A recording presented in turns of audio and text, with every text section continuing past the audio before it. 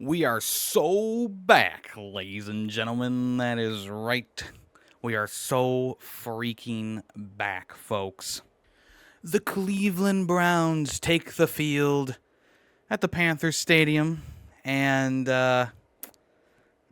for a Week 1 preseason game, maybe I have a bit of optimism back. I know my last video was a bit of a hoot and a holler, a bit of a joke, but it also kind of illustrated my feelings on the team throughout the offseason, our massive quarterback room and letting go of Nick Chubb and paying Myles Garrett, which is a good thing in general, but it's not something that I was expecting to see. But now, I think our hopefuls and our third string group, we got a lot of depth there. Let's go through this game and talk about what happened to the Browns. The Panthers did come out swinging. Bryce Young trotted down the field like a majestic stallion against our third stringers, and it was a pretty quick drive. He ended up throwing a 5-yard pass to a guy named Cocker. Cocker? Hardly even know her. But that would be the only touchdown that the Panthers would score in this entire game. After that, they took Bryce Young out, and they would put in the Red Rifle, Andy Dalton. Oh, boy.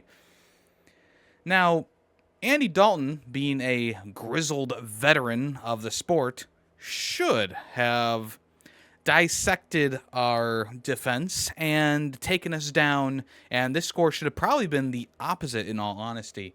But Andy Dalton ain't what he used to be, and I think this kind of shows that he's regressed in his later years. Our defense didn't let him get down the field almost at all until the very end of the game when they did kick a field goal to make the score a bit more respectable with 10 points. But let's talk about the Browns. The game started off a little bit rocky. Hometown hero, Floria, high school graduate, Kent State extraordinaire, muffed the opening, or I guess the first kickoff to us, to the Browns. And it looked like it was going to be called back because of a Panthers penalty, but the ref said, you know what, it's the preseason, fuck it, we ride, right? And they said there was no penalty and that it was all good in the hood. So that started us at a very big disadvantage, and Shadir Sanders' opening drive didn't look like it was going to be that promising. But what ended up happening was, on our punt, the Panthers muffed it. So it went from, okay, we're at the 30-yard line on our side, and we're punting, and, Bajorquez is the GOAT. Insert the meme here. And it ends up being okay, now we're at the 10-yard line, and we are right there where we want to be in the red zone. So Shadur Sanders, pulls it together a bit, and he throws a nice dart to Caden Davis in the end zone. And it was a great moment. I watched pretty much the whole game live, and that was a pretty fun moment. My dog didn't really have a reaction, so I was wondering if he's really a fan at all. But yes, the Browns had a touchdown. All right. After that, not much would really happen. There was a few back and forth punts here and there. But then towards the end of the second quarter, we got down the field. Shadur Sanders was looking pretty good. I mentioned Floria before, hometown hero. One-handed grab on a Shadir Sanders pass. It was a bit overthrown, I will say. Shadir didn't look perfect in this game, but he definitely looked like a good quarterback. I know he's playing against the Panthers, third stringers and hopefuls. I get it. But in his first game of his NFL career, he's already gotten a touchdown. He threw a nice dart to the receiver, and then sure, he's a little bit inaccurate here and there, but those things can be worked out. He overthrew the ball a couple times. Maybe the ball was behind the receiver a couple times, but they made it work. Now, in a real NFL game, Obviously, these things would bite you in the ass. It would be intercepted or whatever, most likely intercepted. But, Floria, he reaches his hand up and he grabs the ball like this. I'm very athletic, as you can tell. And that puts us right back into it, into the swing of things. Shedeur then throws a 12-yard pass to Caden Davis again for another Browns touchdown. Right. Quarters change, and the game does start to not really go anywhere. It's the third quarter slump, right? The third quarter slump. We are in the quarter that most teams are just trying to figure out what they want to do for the second half. They change up their strategy, blah blah blah blah blah. No one really cares. Our defense is holding quite strong though. They're keeping Dalton really well contained, in all honesty. Shedeur Sanders was still in, which I was a bit surprised about. Usually you take your guy out, put a different one in to see how it goes, but maybe it's because Shedeur was feeling himself or was, maybe just having a generally good time. Kevin Stefanski was like, you know what, let's let the kid cook. So even though the third quarter was a bit of a down quarter in general, we did end up getting a touchdown. That's right, with a 4-yard run by Gage Larvadian. And damn do I love this player. Browns touchdown. Dustin Hopkins so far had been 3 for 3 on extra points, which is good. You love to see it. And at the start of the fourth quarter, he would hit an extra point from about 23 yards away, which is kind of his sweet spot, I'll be honest.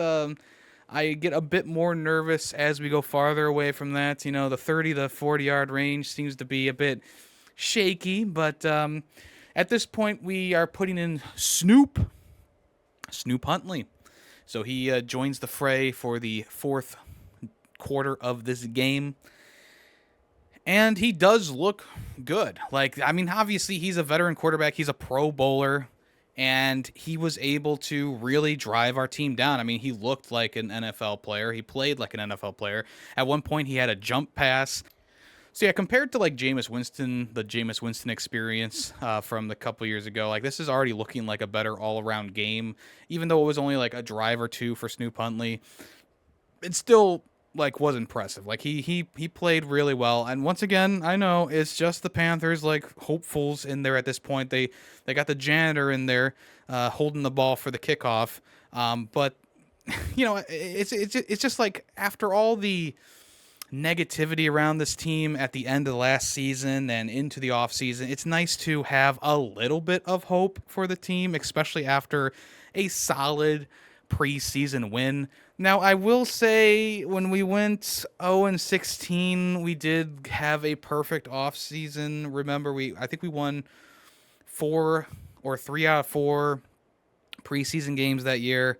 And you might say that we might have had the same amount of hope. But I feel like this year is obviously a bit different because of the fact that our team is built not with Kaiser in the lineup, right? We also don't have Hugh Jackman as the coach. But anyway, getting back on track, Tyler Huntley, he throws a dime to Cade McDonald for the final touchdown of the game, putting us at 30 points. That's right, Browns. A touchdown. Yep. At the end of the day, our defense would not let up another score in terms of touchdowns, but they did let up another field goal, which was a 32-yarder by Ryan Fitzgerald on the Panthers. It was a good kick. It was pretty straight on. They got that. That's fine. Put a little extra spice on there.